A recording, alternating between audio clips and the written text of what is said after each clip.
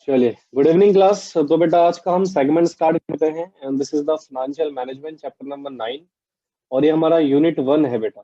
ठीक है, यहाँ पर मैं आपको बेसिकली समझाऊंगा कि किस तरीके से फाइनेंशियल मैनेजमेंट को डिस्क्राइब किया जाता है, समझा जाता है, इसका मतलब क्या है, फाइनेंशियल मैनेजमेंट क्या होता है, वगैरह वगैरह। तो इस चैप्टर को मैं स्टार्ट करता हूँ एक छोटे से कॉन्सेप्ट के साथ। ठीक है भाई। तो ये तीन व्यक्ति, mister Ramu, mister Shyamu, mister Kalu, three person जो एक वेंचर, एक बिजनेस स्टार्ट करते हैं। Start a business. ठीक है जी। बेटा राइटिंग समझ में आ जाएगी, ध्यान से सुनना, ठीक है? राइटिंग समझना है तो मैं बोल रहा हूँ सुनना। तो इन तीन व्यक्तियों ने मिलकर बिजनेस शुरू करा। इन तीन व्यक्तियों को एक नाम दे देते हैं एसोसिएशन ऑफ पर्सन। ये कौन बेटा? Association of person. इन्होंने एक बिजनेस शुरू करा। अब चलो बिजनेस स्टार्ट किया, तो this is the starting point you can से। और हमारा बिजनेस कहीं ना कहीं, मान लीजिए बिजनेस के दो ही फेस होंगे, बिजनेस स्टार्ट होगा और माइट भी बिजनेस एंड होगा। और ये बिजनेस की ड्यूरेशन हो गई। बिल्कुल ध्यान से सुनिएगा कॉन्सेप्चुअली बेटा। ठीक है, यहाँ पर हमारा बिजनेस स्टार्ट हुआ और यहाँ से हमारा बिजनेस एंड हुआ। ठीक है, तो बिल्कुल ध्यान से कंसंट्रेशन से सुनेगा प्लीज। सर जब बिजनेस हम शुरू करते हैं, कोई सा बिजनेस हो, एक्स वाई जेड, तो बिजनेस शुरू करने के लिए क्या you will require funds, right? तो इन तीन व्यक्तियों को नीड पड़ेगी बेटा फंड्स की। बिल्कुल। क्वेश्चन स्टार्टिंग में फंड्स की क्या जरूरत पड़ेगी? बेटा लॉजिकली सोचिए, मान लो आपने बिजनेस शुरू करना है तो कुछ ना कुछ फॉर्म्स ऑफ बिजनेस तो आप बनाओगे। बेटा प्लीज ध्यान से सुनिएगा, प्लीज इधर ध्यान दो सारे के सारे। क्या बनाओगा? Forms of business. Forms of business में आपने 11th क्लास में पढ़ा होगा, राइट? सोल प्रोप्राइटरशिप बना सकते हैं आप पार्टनरशिप बना सकते हैं, क्योंकि आप अपने बिजनेस को फंड दोगे, ऐसा कुछ भी नहीं कि आपको बेनिफिट लेना है गवर्नमेंट का। ठीक है, या फिर आपको कोई भी बेनिफिट वगैरह लेने हैं सरकार के, टैक्सेशन बेनिफिट, लोन्स लेना है वगैरह वगैरह, तो डेफिनेटली आप बेटा अपने बिजनेस को एक नाम दोगे, एक पहचान दोगे, तो उसके लिए आपको फॉर्म्स बनाने पड़ेंगे। पार्टनरशिप बना सकते हैं आप लिमिटेड लायबिलिटी पार्टनरशिप बना सकते हैं, आप कंपनी बना सकते हैं। तो क्या बेटा ये बनाने में आपको डेफिनेटली कुछ खर्चा आएगा? यस बिल्कुल, तो उसके लिए हमें फंड चाहिए।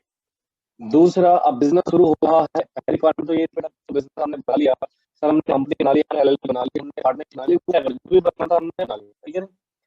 अब जो सेकंड सिचुएशन होगा उसमें बेटा डेफिनेटली आपको क्या चाहिए? एसेट्स या raw material as per the business requirement.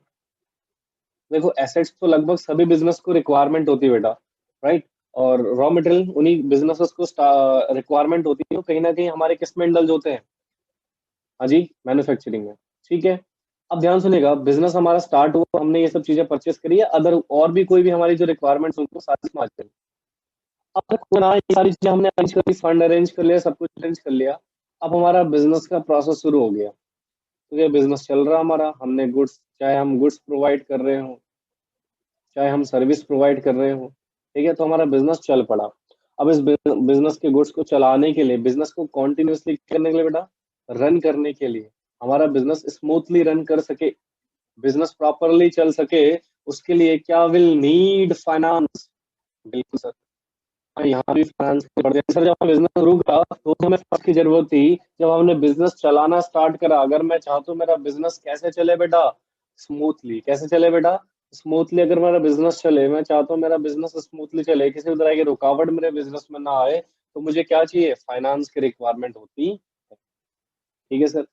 Sir ये तो समझ में आ गया कि बिजनेस जब शुरू होता है तो पैसों की जरूरत पड़ती है। सर ये भी समझ में आ गया जब बिजनेस चलता है पैसों की जरूरत पड़ती है। सर ये कह सकता है जब बिजनेस एंड हो रहा है तो भी क्या नीड है फाइनेंस की? बिल्कुल। देखिए, बिजनेस ओपन करना बहुत आसान काम है बेटा, it's a very easy, right? या कोई कंपनी बना देना बहुत आसान काम है, बट उसी कंपनी को बंद करना it's a very difficult task. ठीक है, तो यहाँ पर भी हमें फंड्स की जरूरत पड़ती है, लाइक कंपनी है तो वाइंडिंग अप वगैरह करना पड़ेगा वगैरह। तो बहुत सारे रूल्स एंड रेगुलेशन है जो हमें फुलफिल करने पड़ते हैं।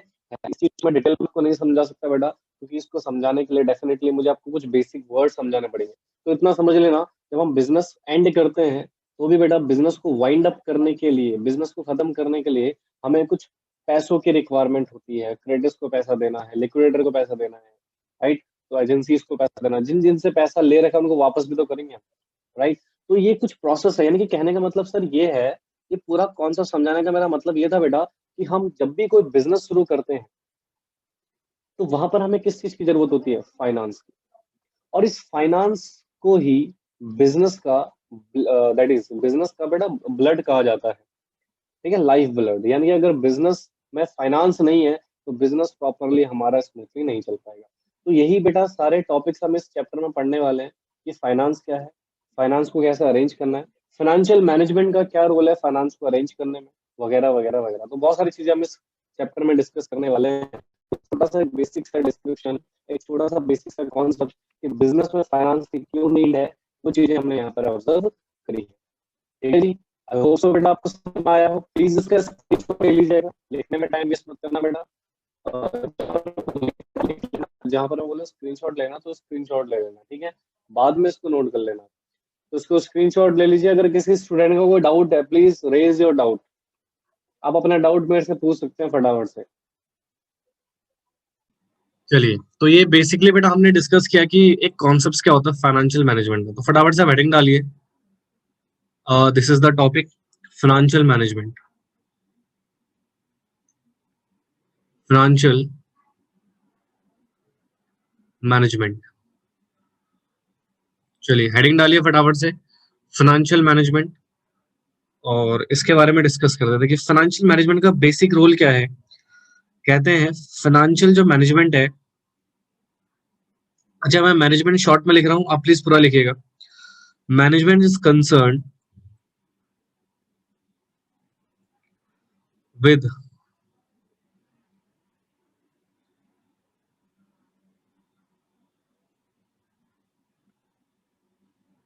optimum procurement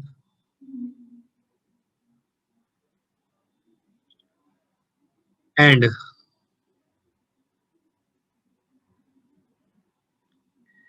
usage of finance।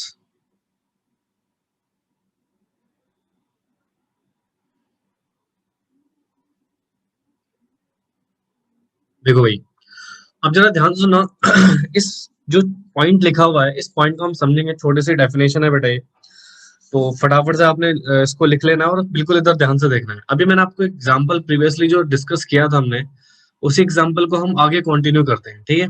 हमारे जो 3 पर्सन थे, रामू, श्यामू और कालू, ये 3 व्यक्ति थे हमारे बेटा। मान लीजिए इन्होंने ना कंपनी बनाई है। जरा प्लीज इधर देखो सारे के सारे कंसंट्रेशन से। इन्होंने क्या बनाई है बेटा? एक कंपनी बनाई है, ठीक है? अब they are the directors of company, let us assume ये कौन है? कंपनी के डायरेक्टर्स हैं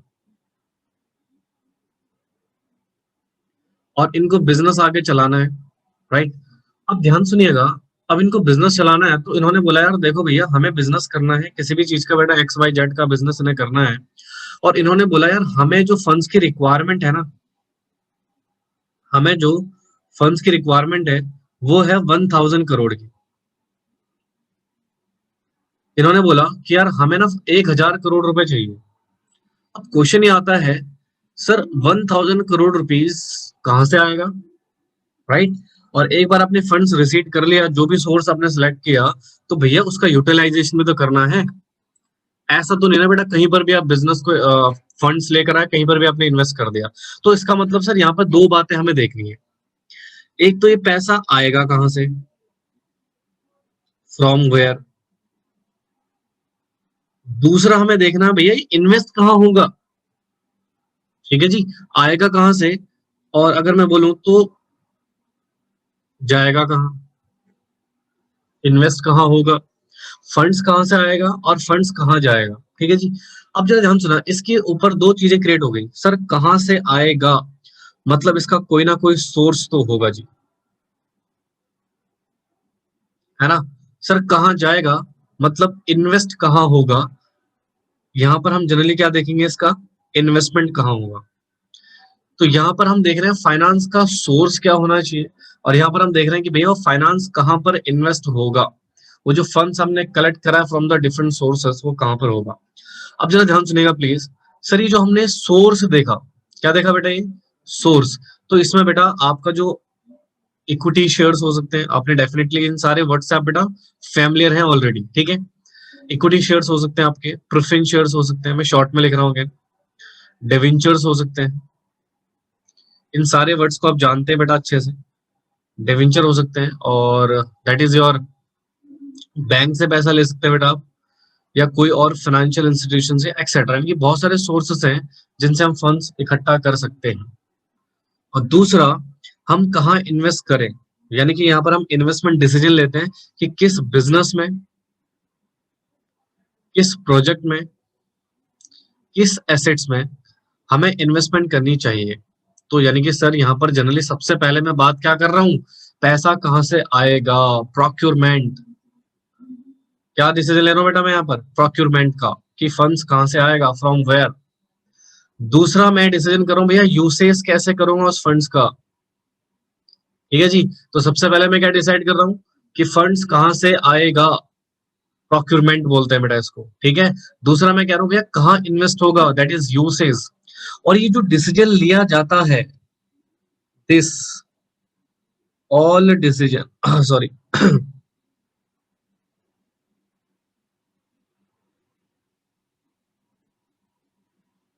this all decision taken under financial management. तो financial management is nothing, sir financial management का मेन कंसर्न क्या है भैया, पैसा कहां से आएगा और पैसा कहां पर इन्वेस्ट होगा। दिस टू डिसीजंस, जहां पर हम ये डिसाइड करते हैं भैया पैसा कहां से आएगा और पैसा कहां पर इन्वेस्ट होगा। तो यानी कि जनरली सर यहाँ पर दो बातें हैं, पहला प्रोक्यूरमेंट्स ऑफ द फंड्स, राइट। दूसरा यूसेज ऑफ द फाइनेंस। अब यहाँ पर एक और छोटा सा डिसीजन आता है, सर यहाँ पर क्या लिखा हुआ है, सिर्फ प्रोक्यूरमेंट नहीं लिखा हुआ है, क्या लिखा हुआ है, ऑप्टिमम प्रोक्यूरमेंट, राइट। तो यहाँ पर बेटा एक बात बताइए, ऑप्टिमम का मतलब क्या होता है भैया, ऐसे सोर्स से पैसा लो जहां पर हमारी कॉस्ट ज्यादा ना लगे। पता लगे, जैसे मान लीजिए इक्विटी शेयर में आपको खर्चा आ रहा है, जो कॉस्ट रेस करने में, मतलब जो फाइनेंस आप रेस करोगे तो उसमें आपको खर्चा आ रहा, मान लीजिए बेटा एक छोटा सा फिगर ले लेते हैं, 1,000 रुपए का, ठीक है ना।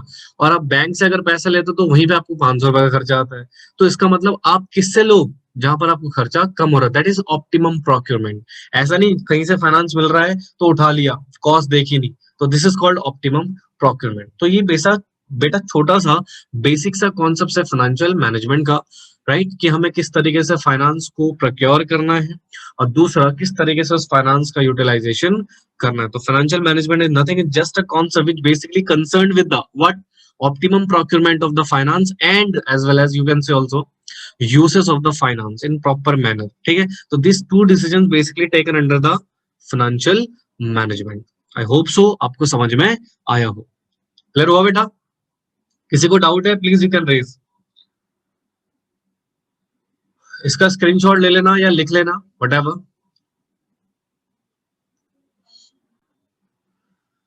कहता है the primary objective of the financial management to maximize shareholders wealth.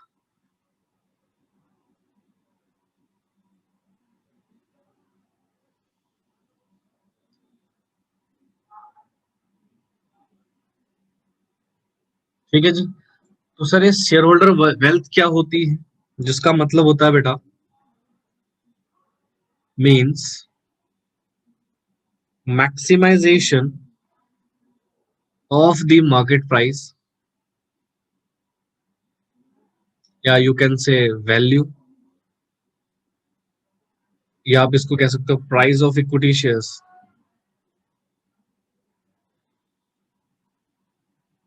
Equity shares of the company, equity shares of the company, ठीक है। तो देखो ध्यान से जरा अगर मैं बोलूं कि भैया शेयर होल्डर वेल्थ का बेसिक मीनिंग क्या होता है, तो शेयर होल्डर वेल्थ का मतलब होता है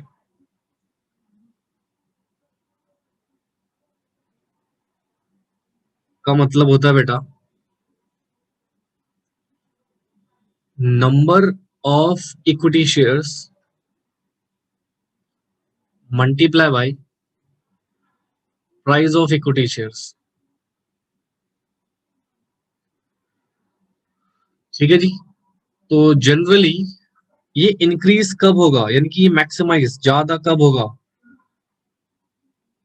when the shareholder wealth maximize. एक लॉजिकल बात बताइए, अगर मैं बोलता हूं कि मार्केट में इक्विटी शेयर्स बढ़ रहे हैं, इक्विटी शेयर का प्राइस बढ़ रहा है, तो ऑटोमेटिकली इसकी टोटल वैल्यू क्या ऑलरेडी मैक्सिमाइज होगी? हाँ।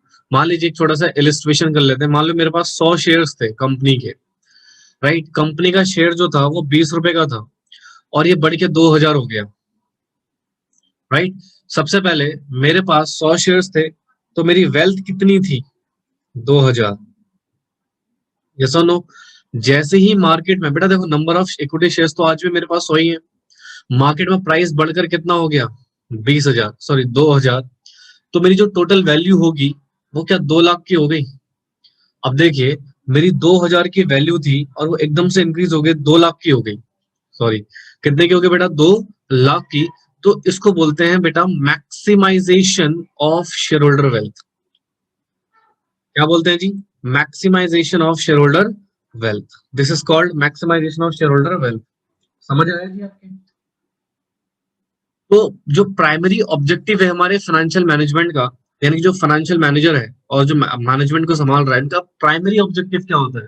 कि भैया शेयर होल्डर की वेल्थ ज्यादा से ज्यादा हो, शेयर होल्डर की वेल्थ का बेटा ज्यादा से ज्यादा हो। ठीक है, उसके बाद कुछ और भी इनके सेगमेंट्स होते हैं, बट सबसे पहला जो प्राथमिक होती है बेटा, इनकी प्राथमिकता वो किस पे होती है? कि शेयर होल्डर की वेल्थ बढ़ती बढ़ती रहे। अच्छा, इसका एक और तरीका है, मान लो मार्केट में शेयर प्राइस नहीं बढ़ रहा। अच्छा, पहले एक काम करो, इसको नोट कर लो। पहले मुझे बताओ, इतना समझ आया? बहुत सारे लोगों का कंसर्न होता है कि भैया कुछ पर्टिकुलर बड़ी बड़ी कंपनीज हैं जिनका शेयर प्राइस काफी कम है, तो उनकी शेयर होल्डर की क्या वेल्थ मैक्सिमाइजेशन नहीं हो रही है। तो उसको भी मैं आपको समझाता हूँ। पहले मुझे बताइए, बेसिक सा कॉन्सेप्ट क्लियर हो आपके?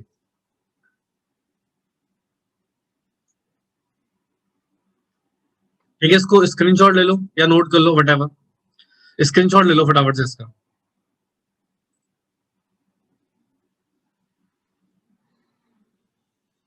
हम्म,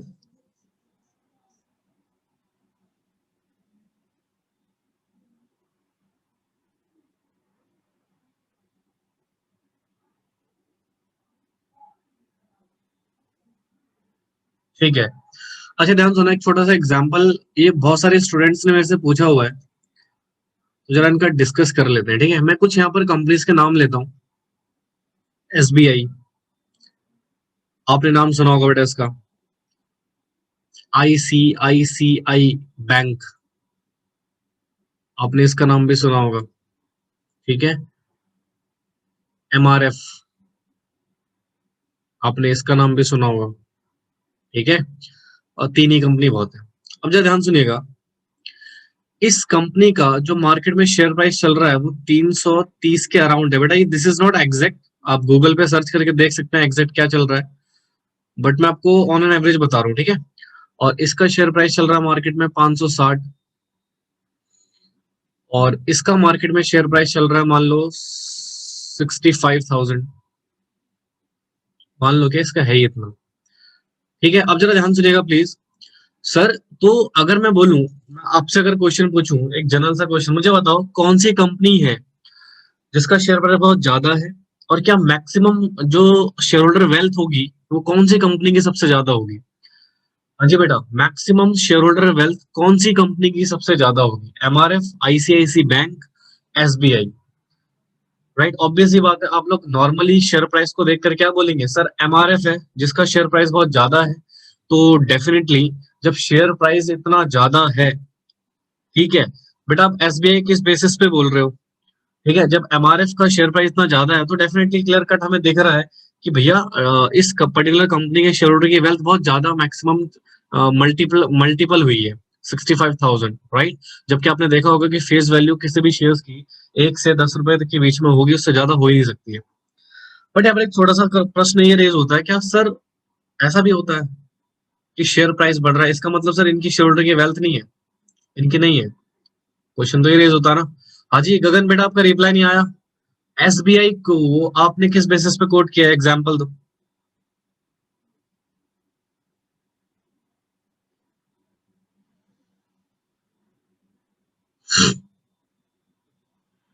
हाँ, इसका तो हो चुका है ना, आपने पूछा किसका हो सकता है शेयर होल्डर वेल्थ। नहीं नहीं नहीं, मैंने पूछा कि किस कंपनी का मैक्सिमम शेयर होल्डर वेल्थ है। सुन लिया करो ध्यान से नालायक को।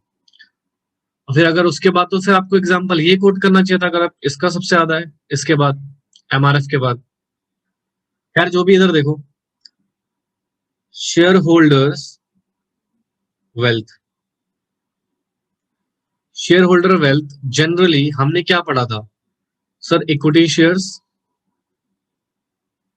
Multiply by market price. Generally यही फॉर्मूला है। मान लो किसी कंपनी का शेयर प्राइस नहीं बढ़ रहा, अब एसबीआई है, उस मान लो उसका शेयर प्राइस नहीं बढ़ रहा, राइट, मोमेंटम नहीं आ रही है, या आ रही है तो फिर, तो क्या इसने, एक और तरीका होता है बेटा, इसको बढ़ा देते हैं, नंबर ऑफ इक्विटी शेयर्स को हम इंक्रीज कर देते हैं। मान लो किसी कारणवश हमारे इक्विटी शेयर्स में उतनी ट्रेडिंग नहीं हो रही है स्टॉक मार्केट में, तो इसका प्राइस नहीं बढ़ रहा है, तो कंपनीज क्या करती हैं, अपनी मार्केट कैपिटलाइजेशन को बढ़ा देती है, यानी कि इक्विटी शेयर्स के नंबर को ही बढ़ा देगी। सर ये कैसे पॉसिबल है? अच्छा, आपने एक पॉइंट सुना होगा कि जब कंपनी का कुछ प्रॉफिट बच जाता है, सुना आपने, कंपनी का कुछ प्रॉफिट बच जाता है, तो इसमें से कंपनी डिविडेंड पे कर देती है, डिविडेंड पे कर देती है शेयर होल्डर्स को। ये आपने सुना होगा, ऑब्वियस सी बात है, ठीक है। बट अगर मान लो मुझे इक्विटी शेयर्स बढ़ाने हैं, मुझे नंबर ऑफ इक्विटी शेयर्स बढ़ाने हैं, तो मैं क्या करूंगा, मैं डिविडेंड ना देकर, राइट, एक कॉन्सेप्ट होता है बेटा, मैं इसके बदले में, इन लिeu ऑफ दिस, मैं बोनस शेयर्स दे सकता हूँ। मैं डिविडेंड नहीं देकर अपने शेयर होल्डर को क्या दे सकता हूँ बेटा, बोनस शेयर्स। और बोनस शेयर्स होते हैं फ्री ऑफ कॉस्ट, यानी कि तरह का वो डिविडेंड ही दे रहा हूँ, बट डिविडेंड में मैं मनी ना देके उनको नंबर ऑफ शेयर्स दे रहा हूँ। अब ध्यान सुनना, मान लो मुझे किसी कंपनी को, मैं कोई कंपनी हूँ और मुझे अपने शेयर होल्डर को 1,000 करोड़ का डिविडेंड देना था, बट मैंने कहा यार डिविडेंड ना देके 1,000 करोड़ की वैल्यू के ना मैं शेयर्स इशू कर देता हूँ उन्हें, राइट। और वो शेयर्स कैसे होंगे बेटा, हमारे free of cost bonus shares. अब जरा ध्यान सुनना, तो क्या, जब मैं बोनस शेयर इशू करूंगा वो भी फ्री ऑफ कॉस्ट है, मैंने मतलब आपको कॉस्ट नहीं देनी है। और मान लो हर शेयर होल्डर को 1,000 शेयर मिल गए, हर शेयर होल्डर को कितने शेयर मिल गए बेटा, 1,000 share, 1,000 shares to every every shareholder, right. Previous example में मान लो मेरे पास 200 शेयर्स थे और शेयर प्राइस मेरा मार्केट में 20 रुपए था, तो अल्टीमेटली मेरी वैल्यू कितनी है बेटा, 4,000। अब मेरा शेयर प्राइस में कोई चेंज नहीं आया, शेयर प्राइस मेरा मान लो बेटा 20 ही था, बट मैंने कितने शेयर इशू कर दिए मार्केट में नए, अपने शेयर होल्डर को कितने शेयर दे दिए बेटा, 1,000 शेयर दे दिए। तो इसका मतलब सर मेरे 1,200 शेयर हो गए, 200 मेरे पास पहले से थे, राइट। और कंपनी ने कुछ और शेयर्स मुझे फ्री ऑफ कॉस्ट दे दिया as a bonus shares, dividend ना देके। तो यहाँ पर क्या मेरी शेयर्स की ऑटोमेटिकली वैल्यू बढ़ गई, कितनी होगी बेटा ये, 24,000। तो क्या इससे भी, यानी कि नंबर ऑफ शेयर्स बढ़ाकर भी मैं अपना मार्केट का जो शेयर होल्डर वेल्थ है उसको इंक्रीज कर सकता हूँ? बिल्कुल सर, ऐसे भी कर सकता हूँ। तो कभी भी बेटा आप शेयर प्राइस देख के ये मत दे आकलन कर लेना कि भैया एमआरएफ है तो उसका शेयर इतना ज्यादा है तो उसके शेयर होल्डर की वेल्थ बहुत ज्यादा होगी, ठीक है। बहुत बार कंपनियां क्या करती है, number of equity shares bonus shares के तौर पे इशू कर देती हैं, या फिर अपने शेयर्स को ही स्प्लिट कर देती है, दो पार्ट्स में डिवाइड कर देती है। तो ये भी एक तरीका है बेटा मार्केट में शेयर होल्डर वेल्थ को क्रिएट करने का, ठीक है। आई होप सो आपको समझ में आया हो, प्लीज इसको नोट कर लीजिए, स्क्रीनशॉट ले लीजिए।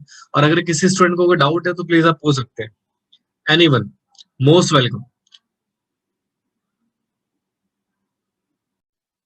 ठीक है भाई, तो ऑब्जेक्टिव का टॉपिक तो लिख लीजिएगा फटाफट से।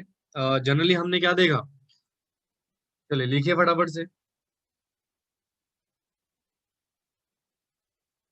In order to maximize shareholders wealth, shareholders wealth, financial management must aim at achieving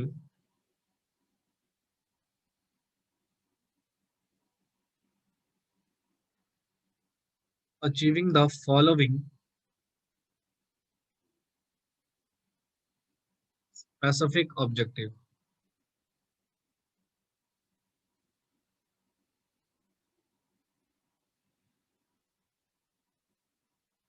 देखिए भैया, तो हमने बोला कि भैया हमारा जो प्राइमरी ऑब्जेक्टिव है वो क्या है, शेयर होल्डर मैक्सिमाइज, राइट। तो हमारे पास इसके कुछ स्पेसिफिक ऑब्जेक्टिव है।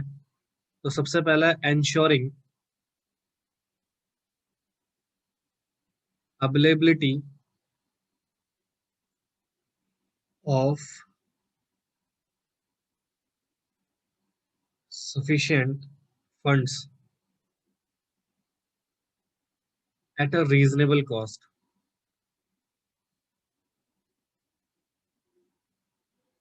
आज हम बहुत दिनों बाद ऑनलाइन पढ़ रहे हैं तो थोड़ा अजीब सा तो मुझे भी लग रहा है बेटा, बट कुछ कर नहीं सकते। ensuring effective utilization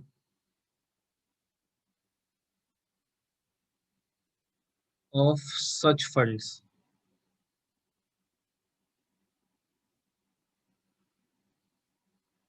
third point आता है हमारे पास ensuring safety of funds।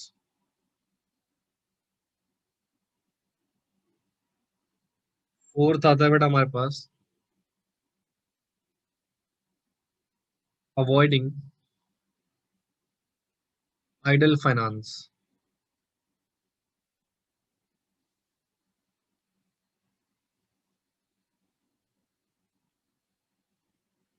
चलिए नोट कीजिए इसको फटाफट से। तो ये कुछ ऑब्जेक्टिव्स हैं बेटा हमारे। एक्चुअली अगर एक छोटा सा लॉजिकल बात करें तो जब हम किसी पर्टिकुलर ऑब्जेक्टिव, लाइक हमारा ऑब्जेक्टिव क्या था, शेयर होल्डर वेल्थ जो हो सके वो मैक्सिमाइज हो सके, तो इसको अचीव करने के लिए हमें कुछ स्पेसिफिक ऑब्जेक्टिव को भी अचीव करना पड़ता है, राइट। अगर ये स्पेसिफिक ऑब्जेक्टिव अचीव होंगे तो ऑटोमेटिकली बेटा हमारा शेयर होल्डर जो वेल्थ है वो ऑटोमेटिकली बेटा क्या होगी, मैक्सिमाइज होगी। तो इसलिए इन बेसिक पॉइंट्स को हमें डिस्कस करना पड़ता है। तो सबसे पहले क्या लिखा हुआ है, ensuring availability of the sufficient funds at a reasonable cost। यानी कि कंपनी को जो भी फंड्स की रिक्वायरमेंट है, फाइनेंस की रिक्वायरमेंट है, वो चाहिए, राइट। और उसकी जो कॉस्ट है वो ज्यादा नहीं जानी चाहिए, रीजनेबल कॉस्ट होनी चाहिए, ठीक है। दूसरा है एंश्योरिंग इफेक्टिव यूटिलाइजेशन ऑफ ये जो फंड्स आपने इकट्ठा किया है उस फंड्स का आप प्रॉपर यूटिलाइज भी तो करोगे, ऐसे थोड़ी कहीं पर भी इन्वेस्ट कर दो जहां पर आपको लॉसेस हो जाए। तीसरा, फंड्स की सेफ्टी भी बहुत जरूरी है, राइट। फ्रॉड हो जाते हैं बहुत सारी चीजें, आप फंड ऐसी जगह इन्वेस्ट कर देते हैं जहां पर बेटा आपका प्रॉपर रिटर्न नहीं आ पाता, तो उस फंड्स की भी आपको सेफ्टी वगैरह ध्यान रखनी है। और तीसरा है आपको आइडल फाइनेंस को अवॉइड करना है। जैसे कि मैंने आपको बहुत बार पहले भी बता रखा है कि जिस कंपनी की बैलेंस शीट में कैश बहुत ज्यादा है, राइट, तो कहीं ना कहीं वो उसके लिए एक गलत इंडिकेशन है कि भैया आपके पास कैश है, मतलब आपके पास कोई प्रोजेक्ट ही नहीं है काम करने के लिए। तो इसलिए बेटा आपको ये चीज भी अवॉइड करनी है कि आपके पास अत्यधिक मात्रा में अननेसेसरी तौर पे कैश ना पड़ा हो, फाइनेंस ना पड़ा हो, ठीक है। अगर है तो डेफिनेटली उसकी कॉस्ट आपको बियर करनी पड़ती है। तो इन चार पॉइंट्स को हम बेटा डिटेल में डिस्कस करेंगे, प्लीज इसको फटाफट से नोट कीजिए, जल्दी से इसको नोट करो फटाफट से।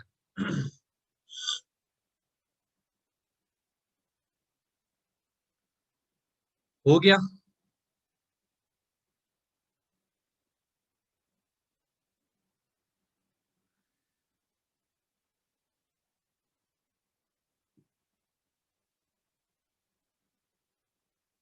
ठीक है जी। तो सबसे पहले फर्स्ट पॉइंट नोट कीजिए, पहला पॉइंट नोट कीजिएगा, ensuring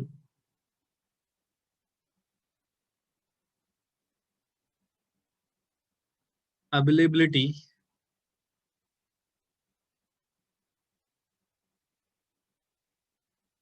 availability of sufficient funds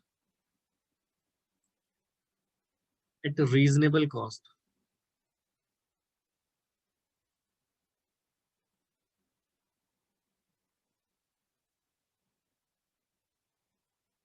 तो पहले इसकी थ्योरी लिख लीजिए बेटा।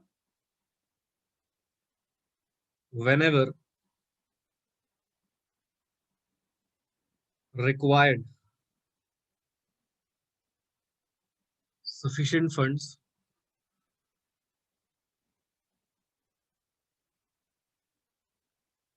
must be procured at a reasonable cost.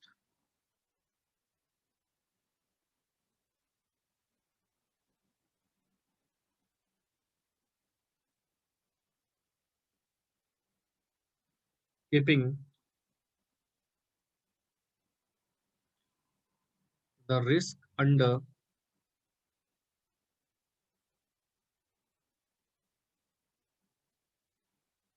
control, so that some value addition takes place.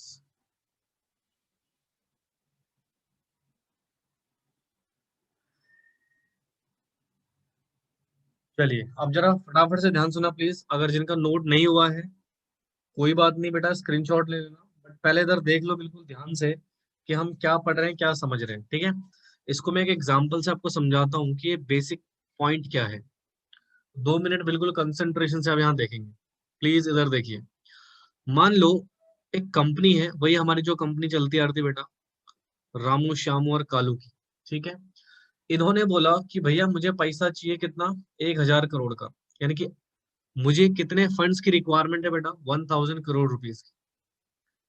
Right sir, ये तो रिक्वायरमेंट हो गई, ठीक है। अब ये पैसा हम कहाँ कहाँ से ऑब्टेन कर सकते हैं।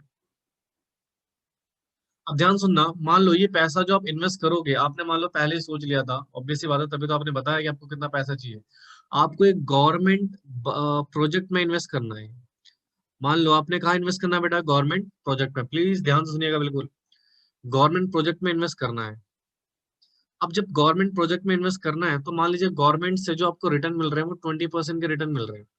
मान लो अगर हम 1,000 करोड़ लगाओगे तो आपको कितना मिलेगा, एक सेकेंड, मान लो 1,000 करोड़ लगाओगे तो आपको उसका 20% रिटर्न मिल रहा है, यानी कि आपको कहीं ना कहीं इतना, यानी कि 1,000 तो आपकी खुद की कॉस्ट हो जाएगी और 200 करोड़ का आपको कहीं ना कहीं बेनिफिट हो रहा है एक तरीके से। अब हुआ क्या यहाँ पर, आपका आपने बोला भैया फंड ऑब्टेन करना है, आपके अपने फाइनेंशियल मैनेजर को, यानी कि मिस्टर कंपनी सेक्रेटरी को आपने बोला कि भैया हमें पैसा चाहिए, बताओ कहाँ से हमें लेना चाहिए। अब इन्होंने ऑप्शन दिए 3, सर बैंक से ले सकते हो, सर आप इक्विटी शेयर्स इशू कर सकते हो मार्केट में,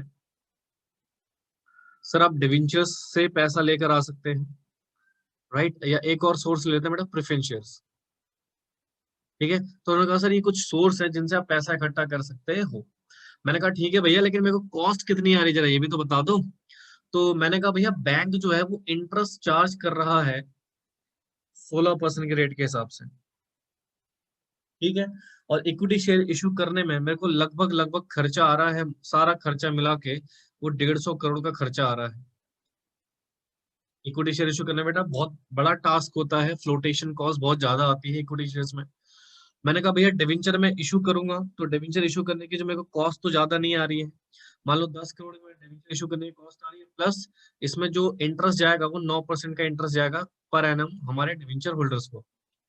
मैंने कहा भैया प्रेफरेंस शेयर्स को इशू करने में कोई ज्यादा कॉस्ट नहीं आ रही है, सब मिनिमम 5 करोड़ कॉस्ट, और जो मुझे प्रेफरेंस शेयर होल्डर को डिविडेंड देना पड़ेगा 5% के रेट के हिसाब से डिविडेंड देना पड़ेगा। अच्छा मुझे बताइए इसमें से कौन सा सोर्स है जिसको मैं बोलूँ कि रीजनेबल कॉस्ट लग रही है मेरे को।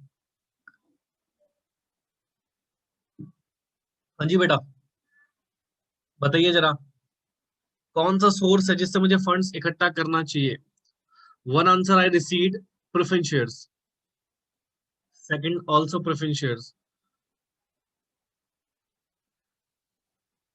और कोई, बाकी क्या शक्ल देख रहे हो यहाँ पे आके,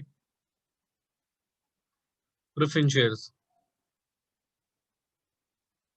ओके, और कोई, प्रेफरेंस शेयर्स, रीजन बताएगा कोई प्रेफरेंस शेयर क्यों, वाई प्रेफरेंस शेयर्स बेटा। देखो सर, एक बात बताओ, बैंक से मैं 1,000 करोड़ रुपए लूंगा और इस बैंक नालायक को मुझे 16% का इंटरेस्ट देना है, यानी कि इसको रिटर्न कितना पड़ेगा, रिटर्न कितना करना पड़ेगा मुझे, 1,160 करोड़ तो इसी को देना पड़ेगा। भाई मेरे को क्या बचेगा, 40 करोड़, और भी तो खर्चे होंगे, होंगे नहीं होंगे बेटा? तो क्या ये रीजनेबल सोर्स है? No sir, this is not a reasonable source, क्योंकि मुझे यहाँ पे खर्चा ऑलरेडी बहुत ज्यादा आ रहा है, बिजनेस में सारा खर्चा होगा वगैरह वगैरह, 40 करोड़ रख के मैं क्या करूंगा? ठीक है जी। और यहाँ पर इक्विटी शेयर इशू करने में 150 करोड़ का तो मेरा ऑन स्टैंड इशूइंग कॉस्ट लग रही है, and again it's a huge cost. तो अगेन सर यहाँ पर भी मुझे कुछ खास फायदा नहीं हो रहा है, कुछ खास प्रॉफिट मेरे को यहाँ पर नहीं हो रहा है। सर डिवेंचर जब मैं इशू कर रहा हूँ 10 करोड़ की, तो मेरे को इशूइंग कॉस्ट जा रही है, और हर साल इसको 9% की मुझे कॉस्ट भी देनी पड़ेगी। Again this is also a system. अब ध्यान सुनना, प्रेफरेंस शेयर्स, प्रेफरेंस शेयर में मुझे इशूइंग कॉस्ट 5% आ रही है, और मेरे को हर साल डिविडेंड कितना देना पड़ रहा है? हाँ जी, 5% का। अब मान लीजिए मैंने ये जो प्रेफरेंस शेयर इशू किए, ये 5 साल के लिए इशू करे, तो 1,000 करोड़ का 5%, क्या 5 करोड़ हो जाएगा? 5 करोड़ होगा या 50 करोड़ होगा? 50 करोड़, 50 करोड़ ही होगा ना जी। तो 50 करोड़ इंटू 5,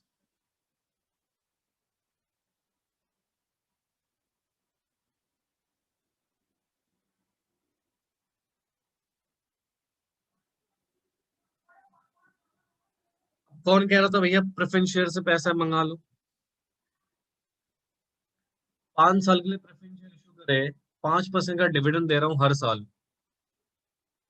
1,000 करोड़ का 5%, 50 करोड़, 50 करोड़ का मैं डिविडेंड पे कर रहा हूँ एवरी ईयर, यानी कि 5 साल तक पे करूंगा, तो कितना हो गया? 250 करोड़। बेटा ये तो खर्चा बहुत ज्यादा आ गया प्रेफरेंस शेयर वालों। हाँ जी, कोई कुछ कहना चाहेगा? अब ध्यान से सुनना सर, रिटेन अर्निंग, बेटा रिटेन अर्निंग तो ऑप्शन ही नहीं है, नई नई कंपनी खुली है हमारी। तो कहने का मतलब सर यहाँ पर एक सीधी सी बात है, कहीं ना कहीं देखा जाए तो इसकी भी कॉस्ट हमें बहुत ज्यादा आएगी, इसकी कॉस्ट भी बहुत ज्यादा आ रही है, बैंक की कॉस्ट भी बहुत ज्यादा आ रही है, तो तीनों ही कॉस्ट मेरे लिए बेटा रीजनेबल नहीं है। तो अल्टीमेटली मेरे पास कौन सा सोर्स बच गया? Equity shares. इक्विटी शेयर्स को बेटा मैं 150 करोड़ रुपए का इशू ला कर क्या कर सकता हूँ, 50 करोड़ तो बच रहे हैं भैया, अभी तक तो रीजनेबल यही लग रहा है। 150 करोड़ का खर्चा वन टाइम है, और इक्विटी शेयर्स के ऊपर बेटा मेरे को फिक्स खर्चा कुछ होता ही नहीं है। Equity shares are the owner of the company, और इनके ऊपर किसी भी प्रकार का फिक्स खर्चा नहीं होता। तो वन टाइम में 150 करोड़ खर्च करके बेटा मैं अल्टीमेटली क्या कर सकता हूँ, अल्टीमेटली मैं क्या कर सकता हूँ, 1,000 करोड़ तो आ गए ना मेरे पास। एक लॉजिकल बात सोचना, इशूइंग कॉस्ट कितनी लग रही है? 150 करोड़। भैया 1,000 करोड़ वापस थोड़ी करना है इनको, they are the owner of company. 1,000 crore issue वापस अगर बेचेंगे भी तो किसी दूसरे पर्सन को बेच सकते हैं। तो यहाँ पर मेरे को अल्टीमेटली कॉस्ट कितनी आ रही है, 150 करोड़ की खाली, समझे? क्योंकि इक्विटी शेयर्स को ना तो मुझे डिविडेंड देने की रिक्वायरमेंट है कंपलसरी बेसिस पे, और ना ही मुझे किसी प्रकार का फिक्स खर्चा इनके ऊपर करने की जरूरत है। तो इसका मतलब सर एक तरह से रीजनेबल कॉस्ट मेरी इक्विटी शेयर्स की हो सकती है। तो ये कह रहा भैया एंश्योर अवेलेबिलिटी ऑफ, पहला ऑब्जेक्टिव क्या कह रहा है, ensure availability of sufficient funds, 1,000 crore sufficient fund हो गया at a reasonable cost. Sir reasonable cost मेरा यही निकल कर आ रहा है। तो देखो, whenever required sufficient funds must be procured at a reasonable cost, keeping the risk under control. आप रिस्क अपने कंट्रोल में रखने की कोशिश करेंगे ताकि आपका कुछ वैल्यू एडिशन हो पाए। तो वैल्यू एडिशन क्या यहाँ पर हो पा रहा है जी, 50 करोड़ रुपए मेरे को बच रहे हैं कहीं ना कहीं। तो दिस इज माई बेनिफिट। तो इसलिए बेटा इक्विटी शेयर से मैं कोशिश करूंगा पैसा बोरो करने का। समझ आया जी? बोलिए, क्लियर हुआ सभी के, एवरीवन? हाँ,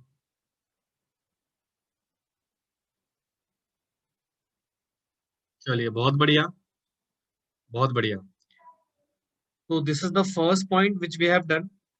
बाकी कौन सा बेटा जो हमारा जो बाकी के सेकंड थर्ड और फोर्थ कौन सा बच गए, वो हम नेक्स्ट क्लास में डिस्कस करेंगे, ठीक है? आज हमारी फर्स्ट क्लास थी बेटा ऑनलाइन वाली, तो इतना काफी है। बाकी की चीजें हम नेक्स्ट क्लास में डिस्कस करेंगे, ठीक है जी। किसी को कोई डाउट हो तो प्लीज आप रेज कर सकते हो आफ्टर क्लास ऑल्सो।